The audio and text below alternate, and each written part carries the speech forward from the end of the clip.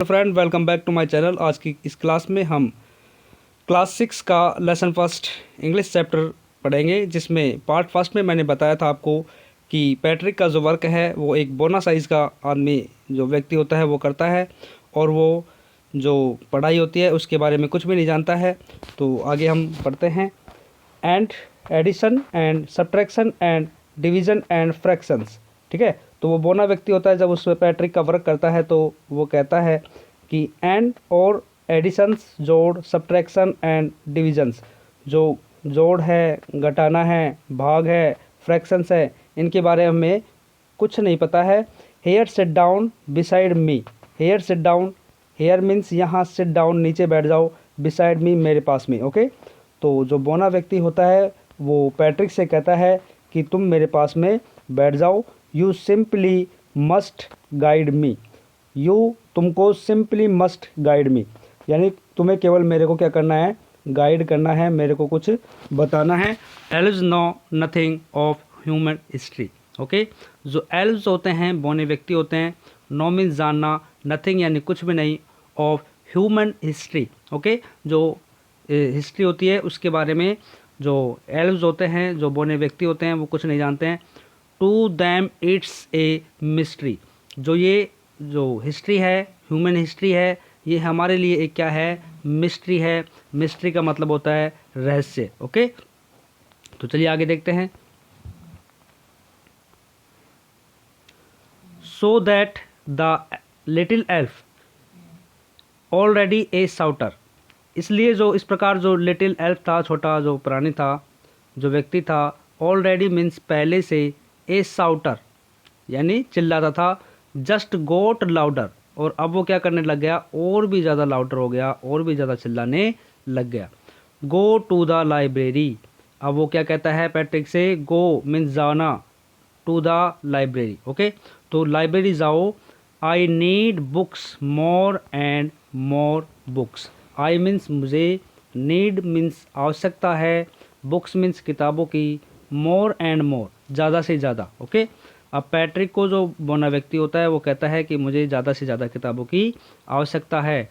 And you can help me read them too, okay. And means और, you means तुम, can means सकते हो, help means सहायता, me means मेरी, read them too, okay. तो जो बोना व्यक्ति होता है वो कहता है कि तुम लाइब्रेरी जाओ और वहाँ से ज़्यादा किताब लेके आओ, और तुम मेरी जो सहायता है वो उन किताबों को पढ़ के कर सकते हो, ठीक है। तो अब क्या, जो पैट्रिक है वो लाइब्रेरी जाएगा और वहाँ से किताब लाके उसको पढ़ेगा पहले, और पढ़ने के बाद में उसको बताएगा, ठीक है ना। अब देखते हैं इसमें paragraph 7। As a matter of fact, और सच बात तो ये थी, ठीक है। As a matter of fact, every day in every way, प्रत्येक दिन, और एवरी वे हर तरीके से, ठीक है। तो प्रत्येक दिन हर तरीके से, दैट लिटिल एल्फ, जो लिटिल एल्फ था, वाज ए नैग। नैग का मतलब होता है जो बार बार में कोई चीज़ को पूछना, यानी परेशान करने वाला एक व्यक्ति बन गया था लिटिल एल्फ, ठीक है। पैट्रिक्स was working harder than ever and was it A drag, okay. Patrick was working harder, यानी हार्डर मीन्स बहुत ज़्यादा मेहनत करने वाला। तो पैट्रिक क्या बन गया था, बहुत ज़्यादा मेहनत कर रहा था, then ever and was it drag, ठीक है। और वो एक ड्रैग मीन्स एक परेशान सा हो गया था, ज़बरदस्ती कार्य करने वाला। He was staying up nights, और वह क्या करता, ही मीन्स वह, वॉज स्टेइंग अप नाइट्स मतलब रात भर जागता रहता था। Had never felt so very, was going to school with his eyes puffed and bleary. Had never felt so very, मतलब वह बहुत ज़्यादा, नेवर मीन्स कभी नहीं, फेल्ट मीन्स महसूस करना, सो ऐसा, वेरी मीन्स थका हुआ, ठीक है, very tired. Was going to school, जब वह स्कूल जा रहा होता था, तो विद, इसमें देखेंगे, विद हिज आइज पफल्ड एंड ब्लैरी। पफल्ड का मतलब होता है फूली हुई, ब्लैरी मीन्स सूजी हुई, ठीक है। जब वह स्कूल जाता था तो उसकी जो आंखें होती थी वो फूली हुई और सूजी हुई उसकी आंखें रहती थी। आगे देखते हैं। Finally the last day of school arrived. आखिरकार, फाइनली मीन्स आखिरकार, द लास्ट डे अंतिम दिन ऑफ स्कूल अराइव्ड, यानी कि जो अंतिम दिन था स्कूल का वो आ चुका था। And the elf was free to go, और जो एल्फ था, जो बोना प्राणी था, वाज फ्री मीन्स आज़ाद था, टू गो जाने के लिए, एज फॉर होमवर्क। ओके, तो यहाँ पर हम देखेंगे जो बोना व्यक्ति होता है, जो स्कूल का आखिरी दिन होता है, वो अब आ चुका था, और जो बोना व्यक्ति था जो अब बिल्कुल फ्री हो चुका था, यानी कि उसको अब काम करने की आवश्यकता नहीं थी। As for homework there was no more, so he quietly and slyly slipped out of the back door. Means ये है कि अब जो बोना व्यक्ति था वो फ्री हो चुका था अपने उस वर्क से। एज फॉर होमवर्क गृह कार्य से, देयर वाज नो मोर, अब कोई ज़्यादा वर्क नहीं बचा हुआ था। सो ही क्वाइटली, इसलिए इस प्रकार, इसलिए, क्वाइटली मीन्स चुपचाप, एंड स्लाइली मीन्स छुप करके, ठीक है।